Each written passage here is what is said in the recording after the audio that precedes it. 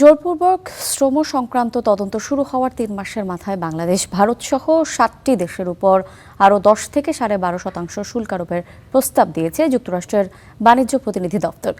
বুধবার মার্কিন বাণিজ্য প্রতিনিধি দপ্তর ইউএসটিআর জানিয়েছে, জোরপূর্বক শ্রমের মাধ্যমে তৈরি পণ্যের বাজার নিয়ন্ত্রণে দেশগুলোর চেষ্টার ঘাটতি থাকায় মার্কিন বাণিজ্য বাধাগ্রস্ত হচ্ছে।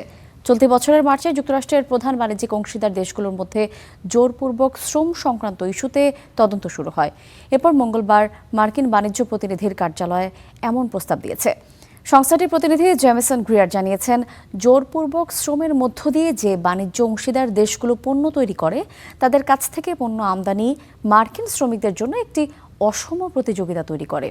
ইউএসটিআর বলছে, বেশিরভাগ বাণিজ্যিক অংশীদার দেশই জোরপূর্বক শ্রমশক্তি ব্যবহার করে পণ্য তৈরি করে রপ্তানি করছে। এমন পরিস্থিতিতে জোরপূর্বক শ্রম তদন্তের পর বাংলাদেশ, ভারত, পাকিস্তান সহ ৭টি দেশের উপর অতিরিক্ত শুল্ক আরোপের প্রস্তাব করা হয়েছে। এই তালিকায় ইউরোপীয় ইউনিয়নের কিছু দেশও রয়েছে।